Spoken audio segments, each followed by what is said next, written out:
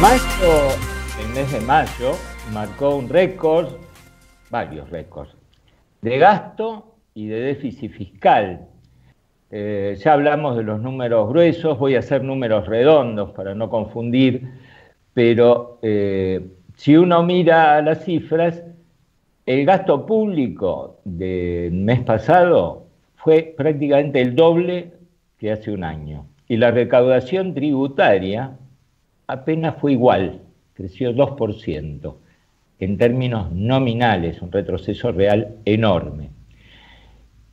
¿Qué explica? Bueno, al tener más gasto y recaudación retrocediendo, porque estancada es una gentileza, con una inflación que en el medio fue del 45%, bueno, aumenta el déficit.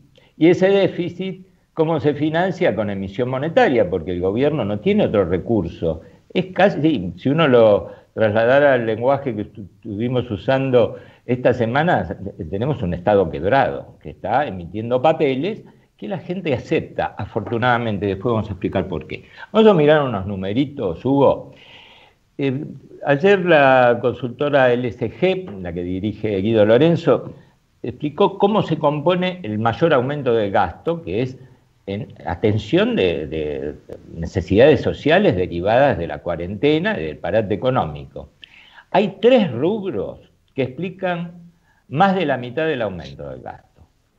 Una cuarta parte, son 150.000 millones de pesos sobre un gasto total de casi 600.000 millones, es el IFE, el ingreso familiar de emergencia, la asistencia a las empresas, por el programa de asistencia de trabajo a la producción, el ATP, el pago de bonos a personal de salud, las tarjetas alimentarias. Eso lleva prácticamente 25% del aumento. Otro 14% se lo llevan las transferencias a las provincias, porque ojo, que las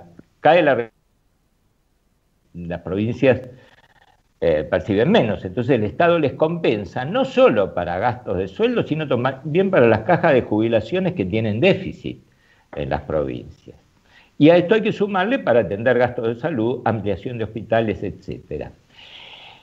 Que si uno lo mira en el conjunto, y mira, el gasto en salud, en infraestructura de salud fueron 1.000 millones, sobre un total de casi 600.000.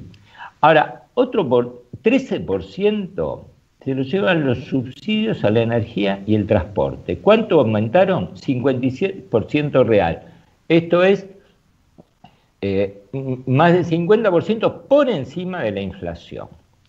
La única noticia a favor es que el pago de intereses cayó 12% porque se computan solo los intereses en pesos. En mayo ya no se computaron los pagos de deuda externa porque entra en la negociación, al menos la que está en legislación extranjera, y la que está en legislación local fue pateada para adelante. Ahora, ojo que como esto se cubre con emisión, hay que imaginarse un campo donde venimos de un año de sequía, que fue la emisión cero de la última etapa de la política de Macri, y bueno, donde llueve todos los días y cada vez más fuerte. Al principio es un alivio, que es lo que estamos viendo ahora, pero si se mantiene, podemos llegar a tener problemas, porque tener más cantidad de pesos dando vuelta en una economía que sea chica es medio una bomba de tiempo. Algunos lo caracterizan con algunos términos bastante dramáticos. Yo creo que el gobierno se da cuenta de esto porque hubo varias medidas que se tomaron estas últimas semanas que quedan un poco escondidas, pero ojo, se suspendió la movilidad previsional hasta fin de año.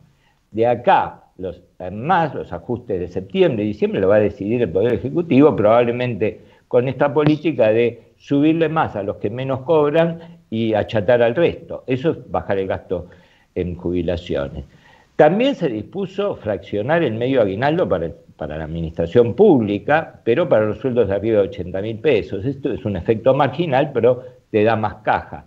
Se está pensando en recortar la asistencia del ATP, del programa de los créditos para empresas monotributistas, de acuerdo a qué situación tienen con respecto a la pandemia, porque ahora está el ASPO, el aislamiento social preventivo obligatorio, en el AMBA, pero en el resto del país prácticamente está el DISPO, que es el distanciamiento social, pero no hay parate.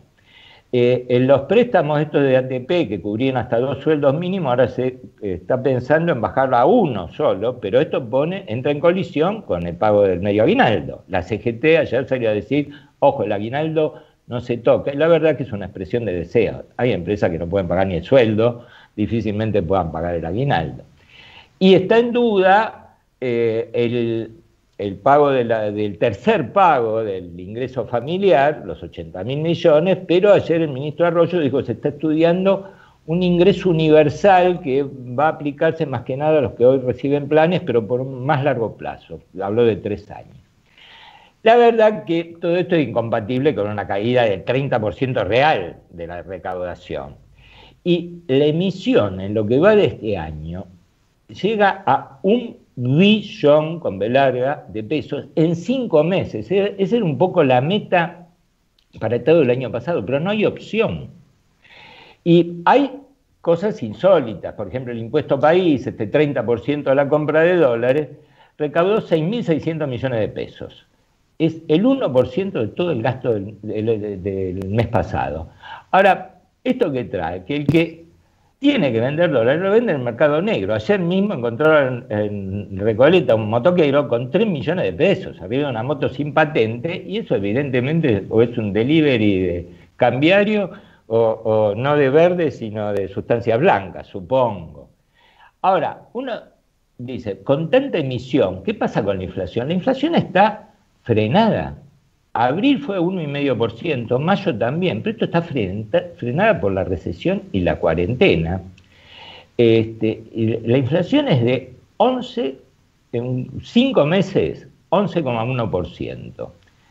El índice de precios mayorista el mes pasado subió 0,4%. Pero, claro, los precios no aumentan porque tenés una caída. En la construcción fue del 75%, y ayer en la industria, bueno, se anunció 30%. Hoy va a salir el EMAE, que va a mostrar una caída en el primer trimestre antes de la cuarentena de 5%. Pero ojo que tenés inflación reprimida. Los precios de la mayoría, al menos de supermercados, comercios formales, están congelados desde el 6 de marzo, van a cumplir 4 meses. Y ahora hay contactos de las empresas con el gobierno a ver si lo flexibilizan, porque los costos siguen aumentando por los fletes para mantener la seguridad sanitaria.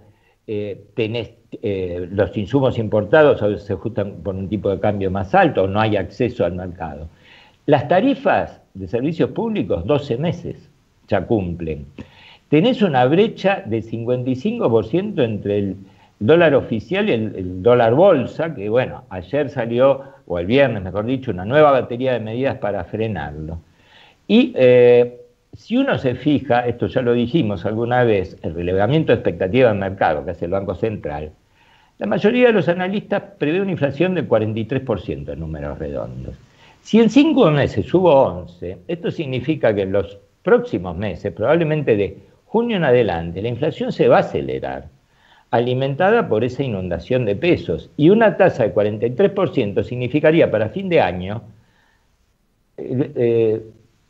inflación mensual de 3-4% mensual, repito, que es prácticamente el doble o un poco más de lo que tenemos hasta ahora y equivale al 70%, a tasas anualizadas del 45 a 60%. Mientras tanto, si vos querés comprar por alguna plataforma de pago algún producto en 2-3 cuotas, hay intereses implícitos del 86% anual para arriba. El Banco Central hace poco informó que hay tasas de hasta 400% anual. Y ayer un informe, con esto termino, hubo un informe del Instituto Económico de la Universidad Austral, el IAE, dice que el título es Inflación anestesiada y a la espera de un plan post-pandemia. Otros economistas, como Marcos Buscaglia, en La Nación del domingo pasado, directamente descartó que haya un plan. Sí que la inflación está anestesiada, pero tituló que si esto sigue así, estamos en vísperas de un choque colosal. Un plan va a tener que salir. ¿Cuándo? No se sabe.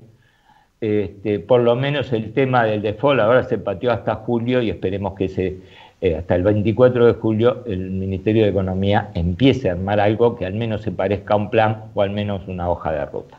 Lo dejamos acá por ahora y será hasta la próxima columna.